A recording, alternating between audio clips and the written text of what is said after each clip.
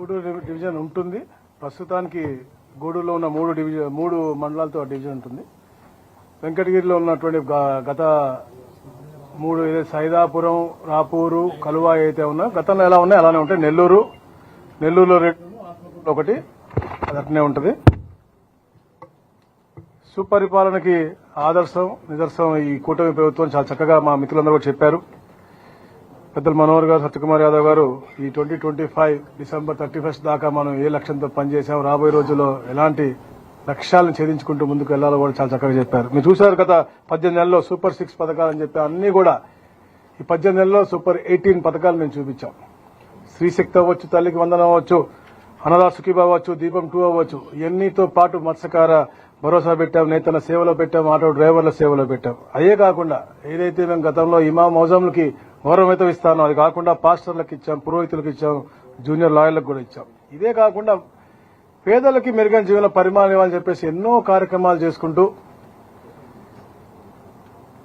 నెలకి గతంలో ఏ చరిత్రలో ఏ ముఖ్యమంత్రి కూడా ప్రజల్లోకి వెళ్లేవారు కాదు. నెలకి 4 సార్లు గౌరవ ముఖ్యమంత్రిగా మొదటి తారీఖు అవ్వచ్చు, లేకపోతే స్వచ్ఛాంధ్ర అవ్వచ్చు, ఇంకా ఇతర కార్యక్రమాలు పెట్టుకుని ప్రజల్లోనే ఉంటూ వారి సమస్యలు తెలుసుకుంటూ ఎప్పటికప్పుడు సత్వరంగా పరిష్కరించాలనే దిశగా మరి అన్ని కార్యక్రమాలు చేస్తాను. దానికోసం కూడా మీరు చూస్తా ఉన్నారు, ఆర్థికంగా చాలా రాష్ట్రం ఇబ్బందుల్లో ఉంది. అయినప్పటికీ కూడా ఒక వెల్త్ క్రియేటర్ గా ఈ రాష్ట్రాన్ని మళ్ళా పునర్నిర్మించాల లక్ష్యంతో రోజుకి 20 గంటలు పనిచేస్తున్న గొప్ప ముఖ్యమంత్రి, అలాగే మంచి సలహాలు ఇస్తున్నటువంటి గొప్ప డిప్యూటీ సీఎం గారు ఉన్నారు. పైనుంచి మనకి మోడీ గారు ఆశీస్సులు. అందుకే ఎంతో మంది పెట్టుబడిదారులు మొన్న ఏదైతే విశాఖపట్నంలో మనకి సదస్సు జరిగిందో పార్ట్నర్షిప్ సమ్మిట్, చరిత్రలో ఏ రాష్ట్రానికి రానటువంటి విధంగా 12 లక్షల కోట్ల రూపాయలు పెట్టుబడి రావటం, 11 లక్షల కోట్ల రూపాయలు 11 లక్షల ఉద్యోగ అవకాశాలు వచ్చే విధంగా, అంటే ఈ సమ్మిట్ తో కలిపి గతంలో ఉన్నటువంటి పెట్టుబడులు అన్ని కలుపుకుని దాదాపుగా 23.50 లక్షల కోట్ల పెట్టుబడులు, 16 లక్షల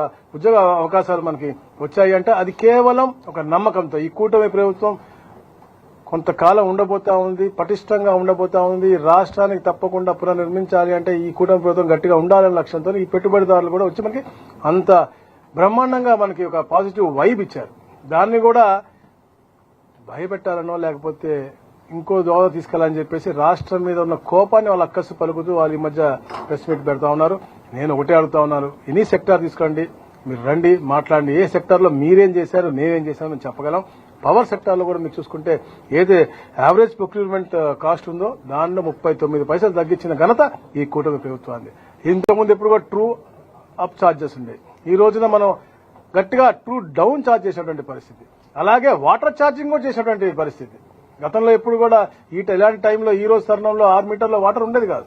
అంటే వాటర్ని కూడా రీఛార్జ్ చేసి, అంటే అన్ని రంగాల్లోనూ కూడా ప్రజలకు మంచి జరిగే విధంగా చేసినటువంటి ఏకైక ప్రభుత్వం ఏదన్నా ప్రపంచంలో ఉందంటే అది కేవలం ఆంధ్రప్రదేశ్ లో ఉన్నటువంటి కూటమి ప్రభుత్వం. దమ్ముగా చెప్పగలం. ఏదైనా చిన్న చేసేటప్పుడు చిన్న ఇబ్బందులు కొందరికి వస్తూ ఉంటాయి, దాన్ని పెద్ద రాజకీయం చేయకండి.